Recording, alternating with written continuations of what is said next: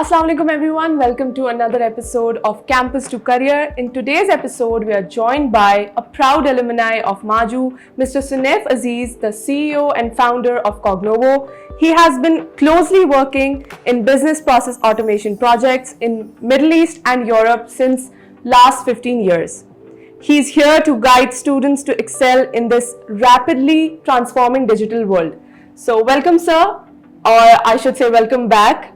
I think the first question that I want to ask you is, how do you feel returning back to MAJU? कैसा feel कर रहे हैं आप that you're here again and not as a student this time, as a founder of Cognovo and as an industry leader? Yeah. First of all, thank you very much for inviting me. It's a pleasure coming back to home after a very long time. And regarding your question, it's a bumpy ride, I would say, after graduating and coming back again to the roots. Initially, it was a good learning-filled journey as a student. Very busy schedules, classes, assignments, and exams, whatnot. Yeah. And now coming back with the sense of giving back to the students of the place where I studied myself. So yeah, this is how it is. This is how it is different from student and now as an entrepreneur. Yes. So sir, how was your journey here in MAJU? मतलब MAJU से एक entrepreneur बनने तक की क्या journey थी आपकी? क्या challenges आपने face किए? And how was it all like? It was a good experience studying in MAJU. We had amazing teachers, amazing mentors all around throughout my 4 years studying in MAJU. बहुत कुछ सीखा जो कि हमने फिर इंडस्ट्री में इम्प्लीमेंट भी किया और इसके बाद भी सीखते रहे. A lot of lessons learned in the industry.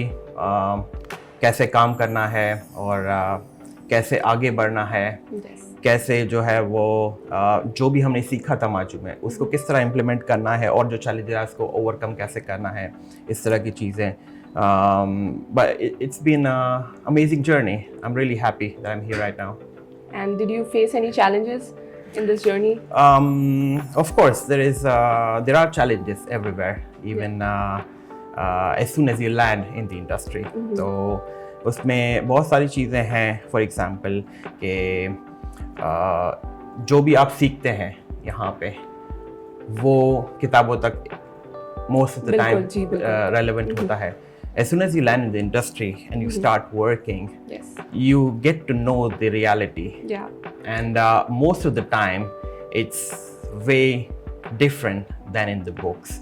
So then your learning kind of continues from there, and then you start linking your book knowledge to the industry and how you excel from there. Yes. So ये challenges थे moving from books to the real world. And उसके अलावा people management was a challenging. जब मैंने graduate किया, although we worked in the teams, but you work as in a way peer. Yeah. And then when you start building your own team and lead the team, this is a different challenge. So this is one of the things which I learned by time. और अभी भी सीख रहा हूँ. I have this mindset of learning all the time wherever I go. So this kind of helped me grasping a lot of different concepts and different things. Okay.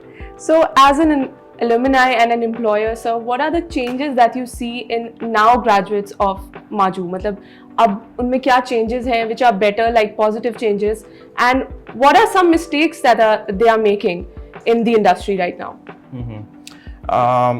मैं अभी कुछ दिनों पहले मिल रहा था कुछ स्टूडेंट्स को.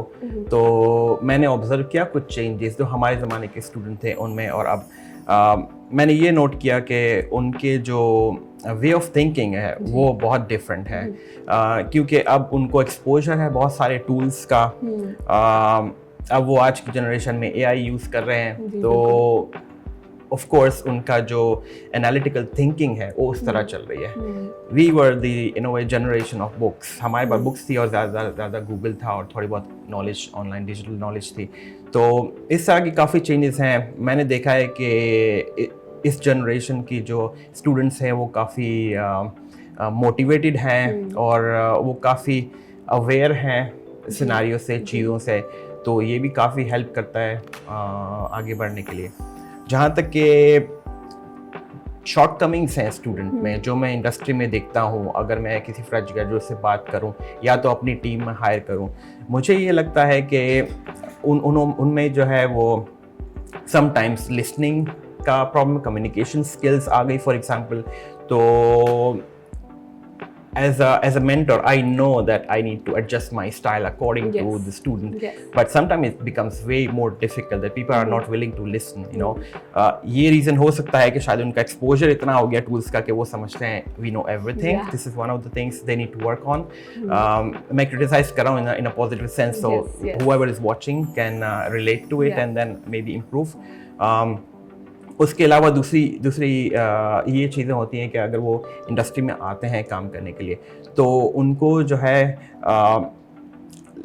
जो एक्सपेक्टेशन होती है वो डिफरेंट होती है इंडस्ट्री से. उनको ये लगता है कि we will be kind of guided the way we were in the university by our mentors और teachers. ऐसा नहीं है. You are like in a way all alone as soon as you land in your first job. तो वो mindset आपको change overnight switch नहीं होता. You take time. So अगर वो आप पहले से कर लें, you know that as soon as you're going out of the university, nobody's there to help you. Yes. You need to find your own mentors. This is one of the things which I did after very long and hard learning lessons, that find your mentors, people who admire you, go to them, ask for help, ask for mentorship. Can you help me? Can you ask questions? These are the few things which will really help you in a way to jumpstart your career. Okay, so sir, I would like to ask you some questions related to the industry and the industry's perspective. So how do you ensure that technology solutions solve customer problems and not just look good on paper? Okay, I think it's very important that you have a good mindset of creating a good architecture at start. Because if you jump to a solution without having an analytical mindset, we create a good architecture for companies. That creates a problem. So this is how you, in a way, make sure that your customer is aligned for a long-term success when it comes to software solutions, specifically integration and automation. Okay, so what differentiates a trusted technology partner from a typical service provider? I think there are a few things. If you have a trusted technology provider, that will always focus on future and a long-term relationship. While on the other hand, if it is just a company want to sell you something, they will focus on technology. So what we do at Cognovo is focus on a long-term success for our customers. Make sure that they are having latest features which are available and of course high-end latest technology which is available in the market, and make sure that we are focusing on reusable assets, technology assets created for them which are reusable and which they can use in the future. Okay, so what differentiates a trusted technology partner from a typical service provider? I think when it comes to trusted technology provider, you have a mindset of looking at the long-term success of your customers. For example, what we do at Cognovo, we don't focus on selling a technology solution. We try to understand the problem customer has and then try to find a solution which is suitable for that particular problem. This is one. As well, we go in a long-term strategy with the customer. So if you are looking ahead at the customer's infrastructure and how things are moving at customer, you provide a solution according to that strategy. At the same time, it's very important to understand customers' context and technology landscape when you're providing solutions. So when you're following these things, you make sure that you are in a way trusted provider for customer. So you can say that it's more of like a customer-centric approach. Exactly. This is how it is. Okay. So how do you balance speed, quality and governance in enterprise integration and automation projects? This is a very important question. We've always been traditionally hearing that if you focus on speed, you lack quality. While on the other hand, if you focus too much on quality, you are slow, and then you are not really up to the speed which customer is looking for. What we do is that when we analyze, like I said, we focus on the architecture and customers' technology landscape before we propose a solution. So we make sure that we're creating right reusable assets for customer, which are in a long run reusable for them, to make sure that we don't recreate them. This is a very important concept to understand, that how we make sure that we are providing value which is at enough speed, at the same time which is at the right quality according to the international standards. One more thing which is very important is that you have a right team, to deliver the solution.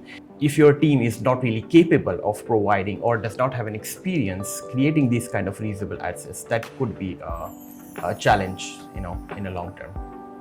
Okay, so as we talked about speed and quality, how do customers' expectations in integration and automation projects differ today compared to a few years ago?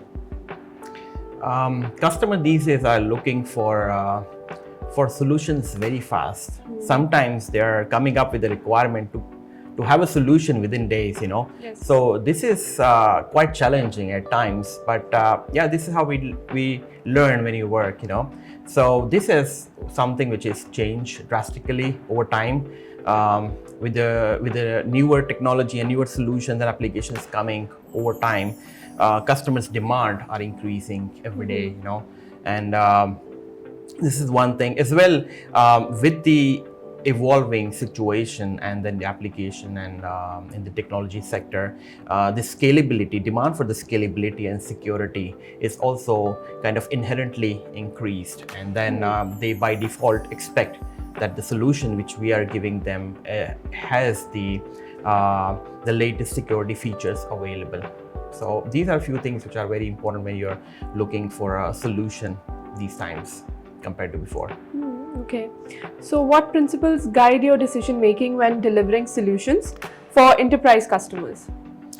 I make sure that the solution I provide is simple compared to having a complex architecture. These are all something which is on paper. We make architecture and stuff on paper, but we make sure that the solution we provide is simple to understand. Yes. One more thing is that since there is a demand for, and then most of our customers are excelling and then increasing their workforce, so we make sure that the solution we provide is scalable over time. So if, for example, a customer is having 100 employees right now, maybe after a few years they are 400 employees. So the solution we provide is according to that standard. We also make sure that we are transparent to customers. If, for example, the solution which we have or we are trying to get does not really be finished within time, we make sure that customer is aligned according to that. If there is, for example, feature which customer needs is not available, we are transparent. So these are kind of few things which I make sure that that are available in our solutions. Okay. So lastly, sir, what are some other areas apart from technical knowledge which are essential for to become an entrepreneur, which you think that students need to focus to? This is very interesting. When I was working and as an CS graduate, and when I was a student, let's start from there. When I was a student, I was myself not focusing on other areas of, for example, business, or I was just learning IT and then gave me only IT subjects, for example, But of course, as there was a requirement of the university that I need to have these courses, so I just finished these. Yeah. But fast forward now, when I'm an entrepreneur, I really need to learn how to market my services, how to sell my services, how to hire right people. So these are all areas which you learn in the university. So I think this is equally important for you, even if you're not entrepreneur, if you're working for someone, if you're in some company. If you have this knowledge, you can really understand the processes within a company, and maybe you can have a better direction of your career. Maybe you want to work in some other area within IT, but a specialized marketing solution, for example. If you know marketing, then you can do that. If you're inclined towards sales, maybe there are people who are naturally sellers, who likes to sell. So if you are that person, and if you learn selling, even if you are IT graduate, you will kind of understand sell, and then you will make those solutions. So these are all areas which are very important to learn right now when you're a student. Okay, thank you so much, sir, for joining us today. It was a pleasure having you with us. Thank you very much for inviting once again, and it was really good communicating with the students, whoever is listening, and thank you again. Thank you. All right, that is all for today. I hope इस podcast के through आप लोगों के कुछ questions जो हैं वो answer हुए होंगे. If you still have any questions, you can drop your questions in the comment section below, or you can reach out to Mr. Sunaif on his LinkedIn, and we have mentioned it in the caption. Thank you so much for watching. Allah Hafiz.